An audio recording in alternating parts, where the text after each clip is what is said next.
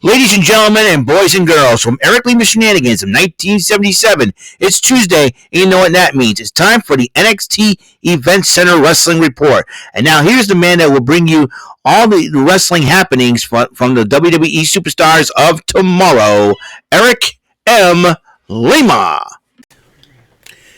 Thank you very much, Mr. Announcer, sir. Well, hello there, everyone. Welcome to yet another episode. Oh, I ate some pizza, stuffed crust linguiça from Domino's. Gotta love it.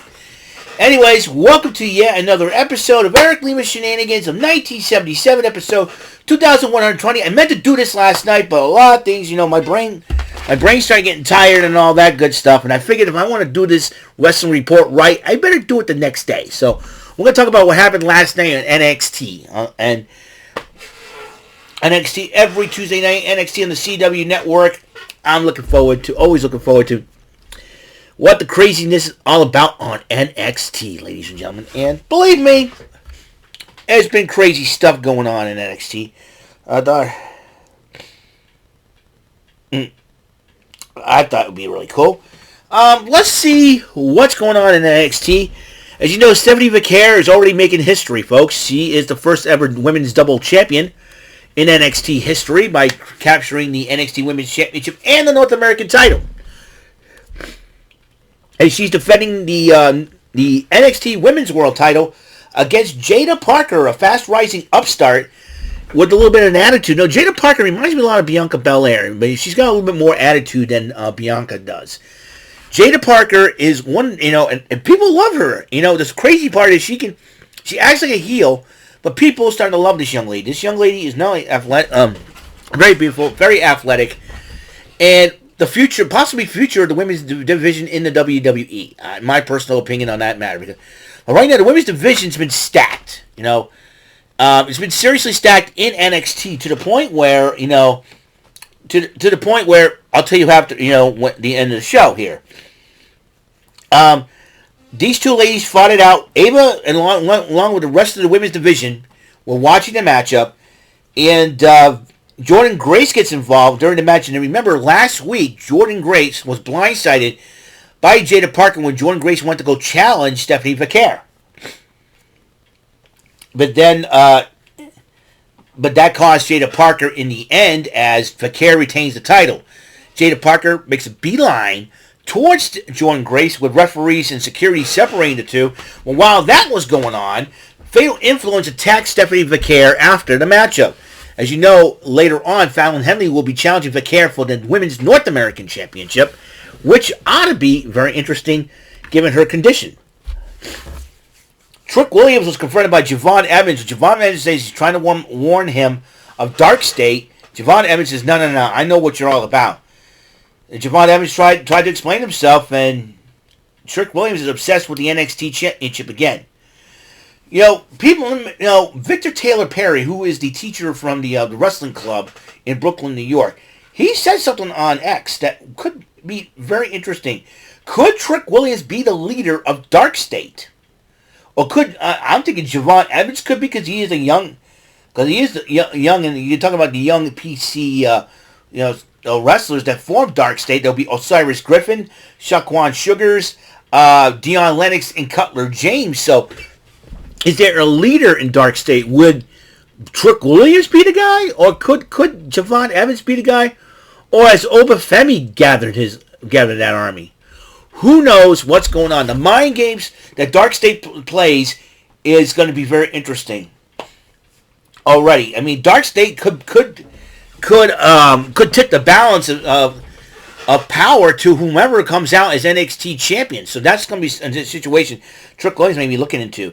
The Meta Girls were confronting Ava about complaining why Gigi and Dolan and Tatum Paxley challenging the Elegance brand for the TNA Knockouts Tag Team titles. As Ava was about to explain herself, Dolan and Paxley didn't interrupt them.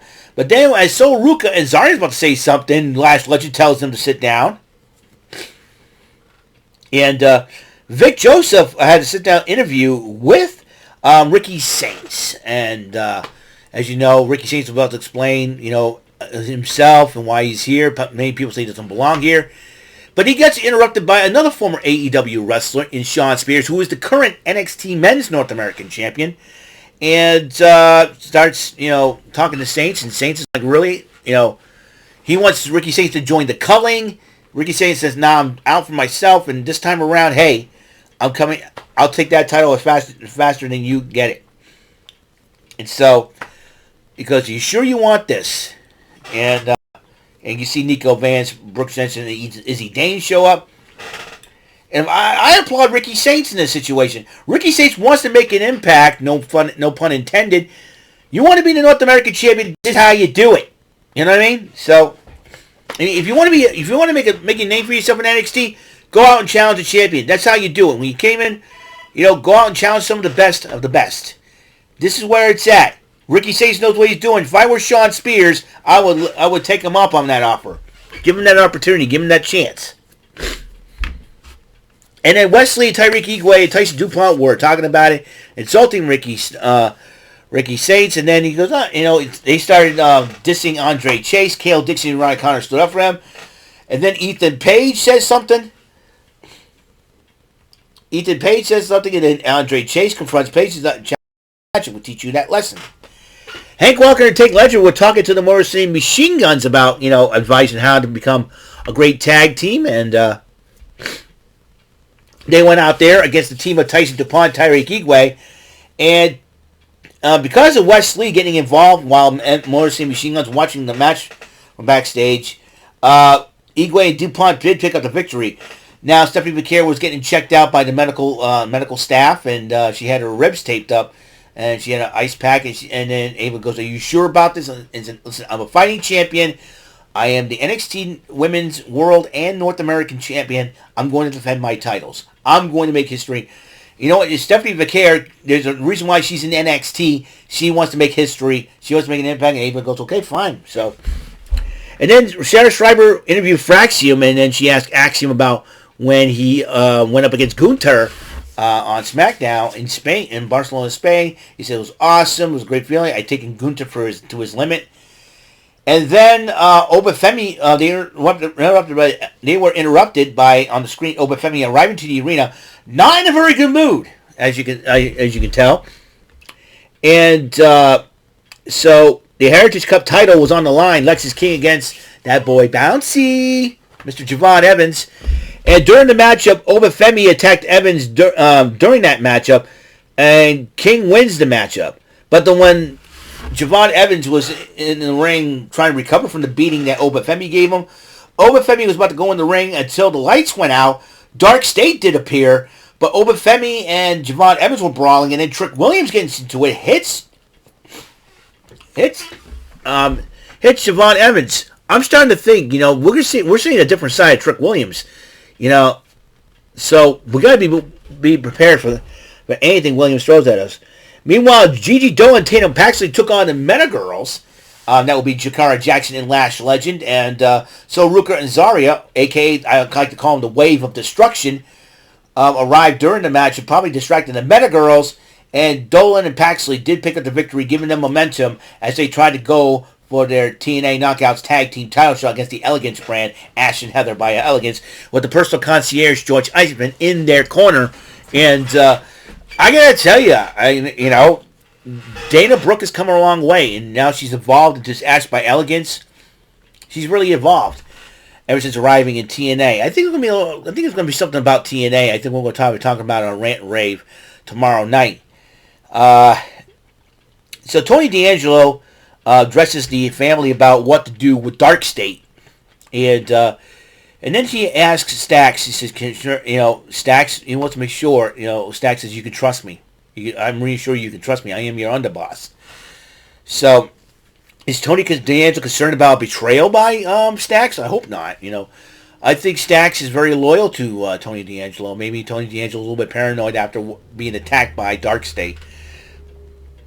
And Motor City Machine Guns did talk to Hank and Tank after their matchup. They kind of fell down. He said, you got to trust your partner. You can't give up. You cannot give up. That's the advice we can give you.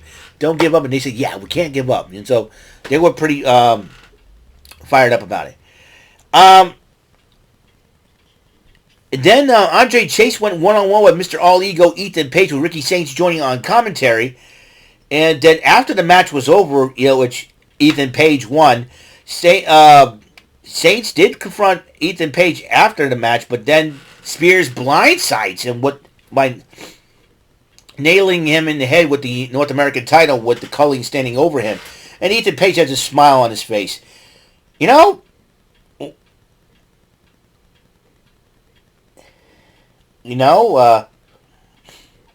That's something.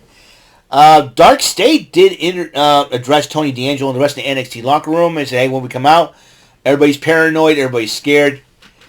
I tell you, unless somebody knows the pattern of Dark State's going to be a tough team to conquer, in NXT right now. I wouldn't be surprised if they stay together and try to cause chaos on the main roster. Who knows for sure what will happen with Dark State. And then Trick Williams was interviewed about Obafemi, Javon Evans, and Dark State. He told Javon Evans he's just a distraction, just like Eddie Thorpe.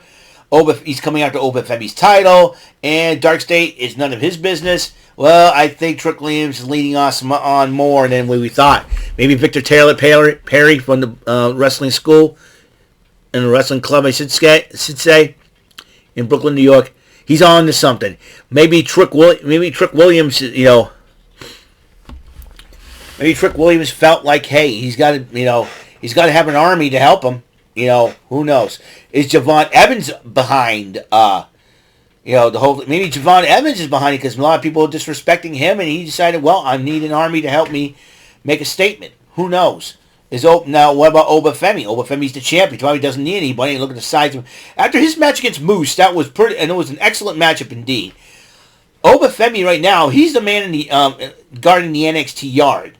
That NXT yard is his. Just like Undertaker told him, take the yard. Defend your yard. That's how you do it. And believe me, he's done it. Well, the main event, the Women's North American title on the line, Stephanie Vaquer once again going up against Fallon Henley. As you know, the rest of Fatal Influence, JC Jane, Jasmine Nix did get involved during the matchup. And then Vaquer did retain the title. Fatal Influence once again attacked Vaquer after the matchup, and then Jordan Grace aids Vaquer. And then Jordan Grace was about to confront Vaquer for the NXT Women's Championship. Here comes Jaida Parker attacking her and brawls with Grace. And then after Grace took care of Jaida Parker, she went back in the ring, jaw-jacking with Stephanie Vaquer. And then the women in the NXT locker room say they want a shot at Vaquer for the North American title. Lola Vice says she wants a shot. Keilani Jordan says she wants a shot. And everybody's arguing about getting the shot. The ladies are arguing about a shot. Ava says, I'll figure it out. Here's how you figure it out, Ava. Got 2 words for you. Battle Royal. And you know what? Be like the Intercontinental Championship Battle Royal back in 1993. The final 2. I'll tell you what, get the final 2. Whoever makes the pinfall gets a shot at the NXT Women's Championship, unless Jordan Grace decided to get that shot. Or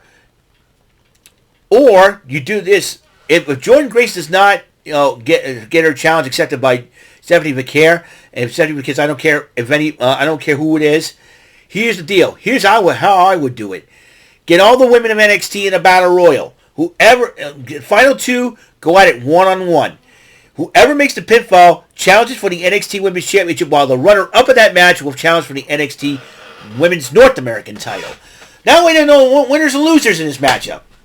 That's what I said. So, that's all the time we have on this episode of Eric Lima Shenanigans, 1977, episode 2120. Up next, I got a package that came in from Amazon. See the smile on the faces? All right, so I will see you guys later. Until next episode comes rolling around, Mr. Announcer, take us home. That is all for today's episode of the show. This is Mr. Announcer speaking for Eric Lima Shenanigans of 1977. A Big Beefy E and do it for Bob Saget production, and in association with a Raving Bull for 3000 Telepictures and Distribution. Thank you for watching another episode of Eric Lima Shenanigans of 1977. See you later on the next episode of the show. Goodbye for now.